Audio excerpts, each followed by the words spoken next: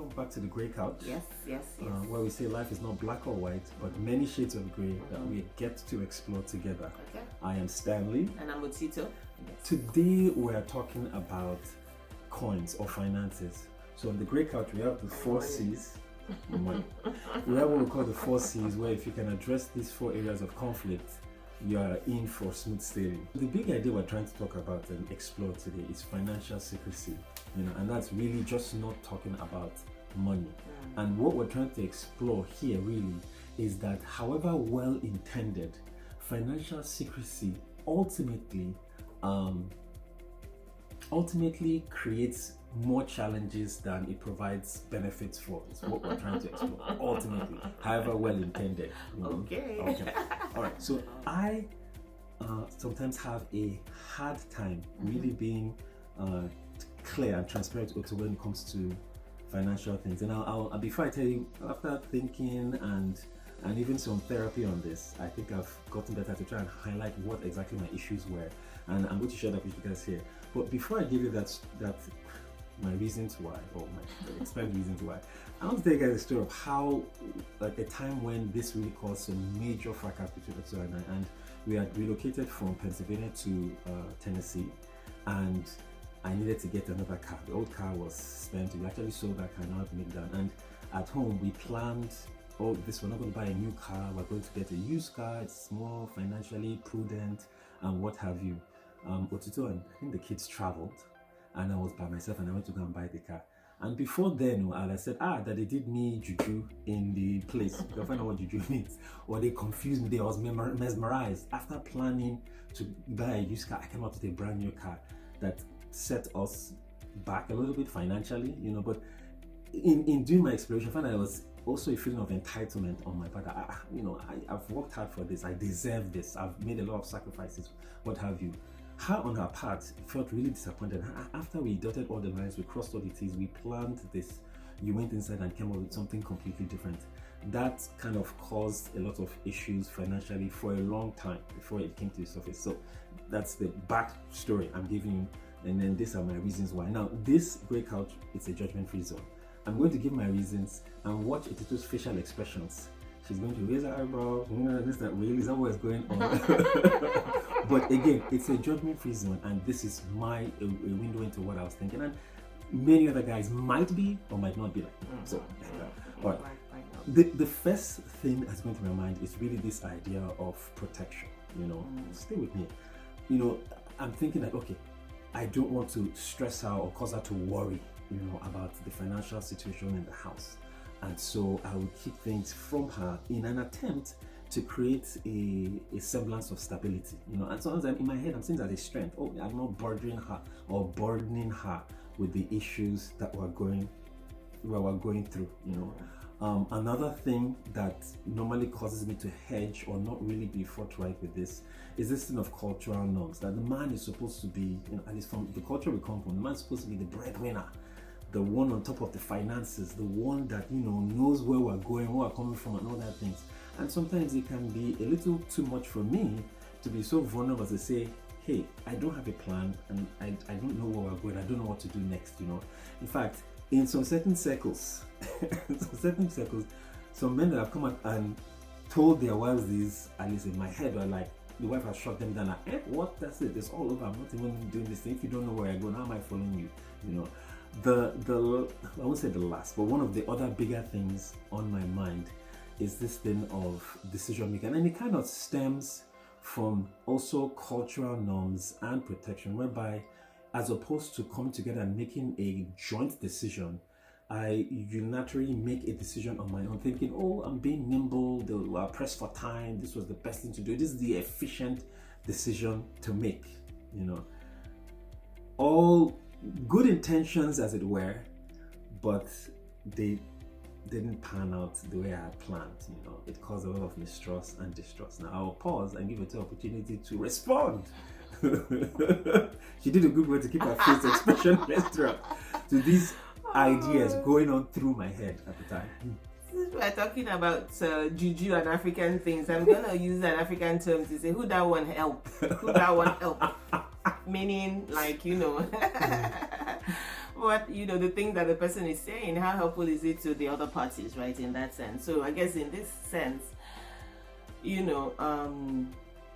yeah, I mean, yeah, it's one of the 4 C's, but remember the other C, the C that we call the bedrock is communication, right? So if you're saying you're not talking about money, it's really, it's also boils down to communication, right? It means that the communication channels are not as clear as they should be. And then, they say many times things about money are not necessarily about money, right? And I do honestly believe that sometimes, what's the thing, like persons have to take journeys on their own, right? Like, I don't know the reason, we all have what's the thing that someone says, poverty trauma. Like, we all have the things that are just like related to money that sometimes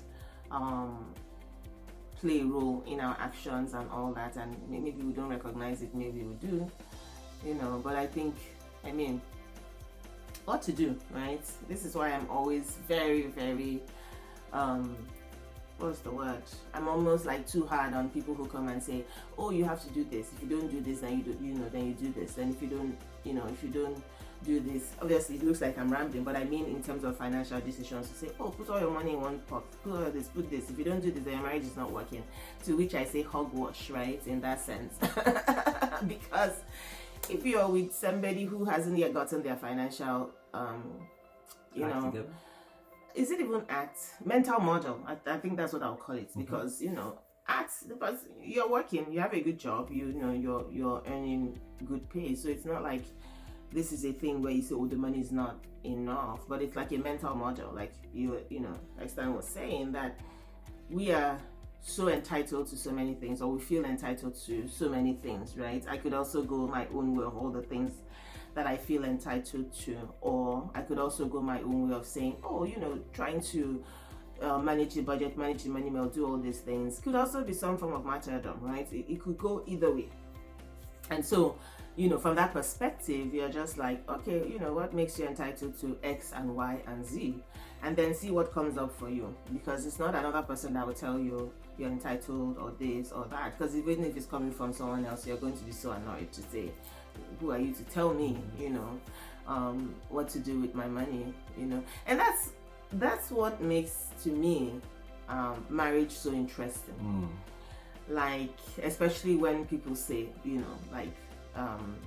what's the word I'm looking for now, when they say, oh, divorce is not in the picture, but it's like you literally walked into this thing, you have all these weird things that you're doing, and you want someone to sit with you and just be doing those things, and maybe that's not what the person signed up for, right? So it's like, what do you want the other party to do? Just sit there while you sort through all your things or not, so they become questions of logic at some point, right? Because some things are illogical, then you have to come back and say, okay, what's the logical thing here?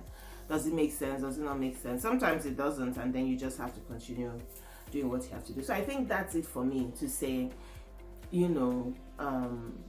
why do you think the other party has to bear this burden with you, right? In that sense, in the sense that you could have just stayed alone, managing your money and doing what you like with it. So that's what makes coming together really tough, right? In that sense, because you have to bring all these things together now and try to come to, a reasonable middle, I would say, right? And that's what it is, reasonable middle based on goals and visions and all for the marriage and for the children, if you have children. If you don't have children, it's a completely different, picture.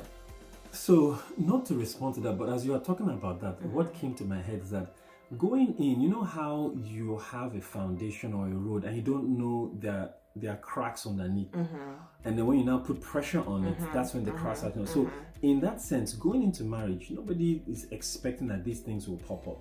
You've always been able to manage one unitary budget or one person or one hand, but you now bring other things in there. I mean, I guess that's what they say, boys shouldn't get married, it should be men that get married. But the fact is, a lot of things, even in the marriage, you're not privy to the different type of pressures. It's one thing to hear that, oh, this can happen to this other person. And another thing to it's another thing to experience it. So that would be one thing I'll I mean, I guess the thing about the pressure is that it comes with decision making. You cannot stay stagnant, right? You can. When I say stagnant, you can't stay in one place. Is it to spend, not to spend, to pay for school, not to pay for school, to pay for activities, not to pay for activities. So there's no middle ground, right? There's no place where you say, oh, if I stand, nothing would happen. Something has to happen. You're either paying or you're not paying, right? In that sense, or you're either spending the money or using the money or something, or you're not. So all of those things come down to, what nimble, like you said, agile decision making, and then knowing that as I'm making this decision is for a greater goal, right? I think to me that's also the thing. So it's like for a greater goal. Otherwise, everyone will make their money and spend it right here and now, and not think about tomorrow or anything. So what next? I talked about protection and strength and how that can backfire. We talked about decision making and that kind of thing. I mean, on issue of cultural norms, not all cultural norms are supposed to be advanced.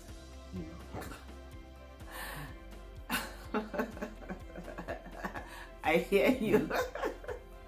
Yes, I agree. That laughter is pregnant. No, I didn't mean to laugh. Oh my God. Yeah. No, when you said that, I literally pictured to say, how do you erase patriarchy and misogyny? That's all. Yeah. Okay. Point taken. Yeah. Now, talking about patriarchy, though, and that's what I was talking about, being rigid with the cultural norms in terms of men and being the head of the household and or financial geniuses, you tend to miss out on the creativity and ingenuity that your wife can bring to bear. Wisdom. It's profitable to direct. No, I'm even saying, when you say what the wife is able to bring, many times it's wisdom. It's kind of, this having seen so many angles, right, in that sense.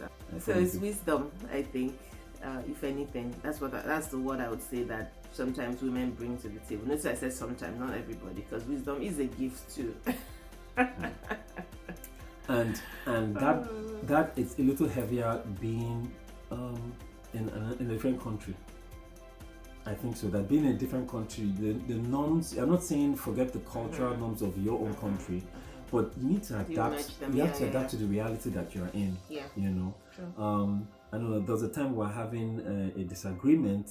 Well, we were just having a friendly conversation, guys and ladies, and I was saying how so should be happy that I'm doing dishes, I'm doing laundry, I'm doing something, and I was talking among the guys, and we're all patting ourselves on the back, and she loves in there. She leaves her ladies' conversation, loves it, and said that, listen, if I was back home, I'll have stewards.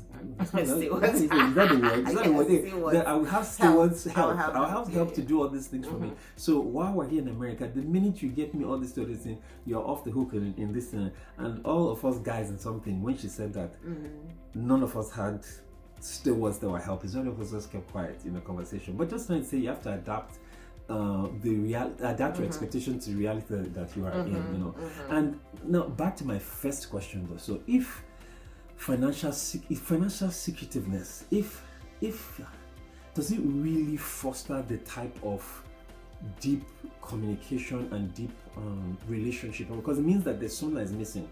So I'm sharing my bedroom with you, but I'm not sharing my financial books with you, type of thing. It just lets you know that something, and you might be able to, ride that storm out or brave that, but something is always at the back, and finances are a big thing of who you are, So what next? What are some practical things that you can do to try and start to address this? And I'm just going to give you the examples of what we do, and keep in mind that we're trying to focus more on processes than the outcome. So what are you doing? What does this look like?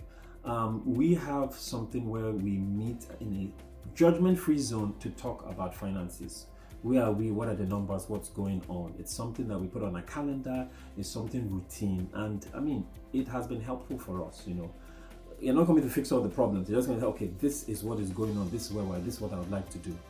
Something else we do is that we also leverage our network. You have people in our network that are very financially savvy, doing very, very well, and a lot of times these people, if you ask them the questions, or how did you do this, or what's your idea on this, they are very, very open to just giving ideas on what they are doing that's working. Some of them might not be, but a lot of our friends, and if they're offended, and we actually have like a group that we meet and talk about these things, bring this, and the most important thing out of all that, these ideas that come out is implementation, trying it a little bit. Okay, let's acting up on it, and it has been helpful, So that's what we have for you for this week.